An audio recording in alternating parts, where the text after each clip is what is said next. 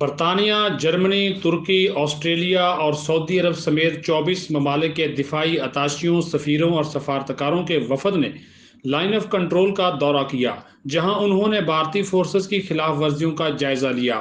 ترجمان افواج Pakistan major general Babar Iftikhar نے سفیروں کو ایل او سی کی صورتحال پر بریفنگ بھی دی۔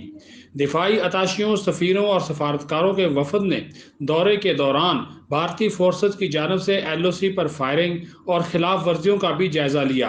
بھارتی فائرنگ کے شکار متاثرین سے بھی ملاقات کی۔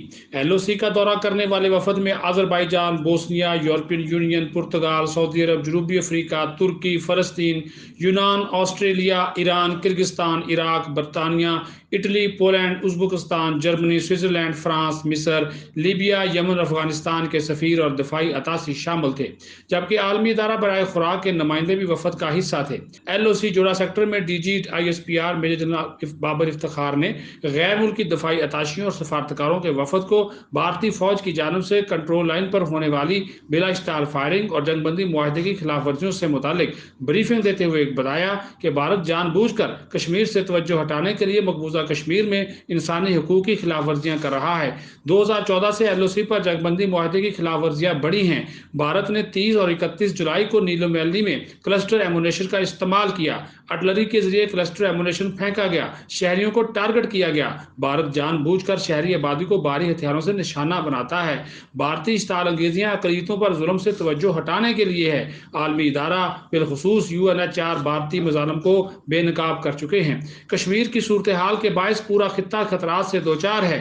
مسئلہ کشمیر کا اقوام متحدہ کی قراردادوں کے مطابق حل نکالا جائے۔ بین الاقوامی قوانین کے مطابق کلسٹر ایمونیشن کا استعمال ممنوع ہے۔ بھارتی فوج بچوں اور معصوم شہریوں پر کلسٹر بم استعمال کر رہی ہے۔ ڈی جی نے بتایا کہ سال رواں میں بھارت نے 2333 بار لائن آف کنٹرول کی خلاف ورزیاں کی اور جان بوجھ کر شہری آبادی کو نشانہ بنایا، جبکہ پاک فوج صرف بھارتی فوج کی چوکیوں کو نشانہ بناتی ہے۔ یہ بات بھی بتائی گئی کہ پاک فوج پیشہ ورانہ فورس ہونے کا مکمل ثبوت دیتی ہے۔ یہ بتایا گیا کہ رواں سال سیز فائر خلاف ورزیوں میں 18 بے گناہ شہری شہید ہوئے ہیں، جبکہ بھارتی اشتعال انگیزیوں سے 185 جو شہری ہیں مجموعی طور پر شہید ہو چکے ہیں۔ 2014 سے 2019 کے دوران بھارتی خلاف ورزیاں بہت زیادہ بڑی ہیں۔ دورے کے موقع پر بھارتی اشتعال انگیزی کا نشانہ بننے والی عمارتوں اور افراد سے بھی ملاقات کروائی گئی، جبکہ سول آبادی پر بھارت کی جانب سے استعمال کردہ کلسٹر بارود کے ٹکڑے بھی سفارتکاروں کو دکھائے گئے۔ On line digital T V کے لیے صدیق ساجد، اسلام آباد۔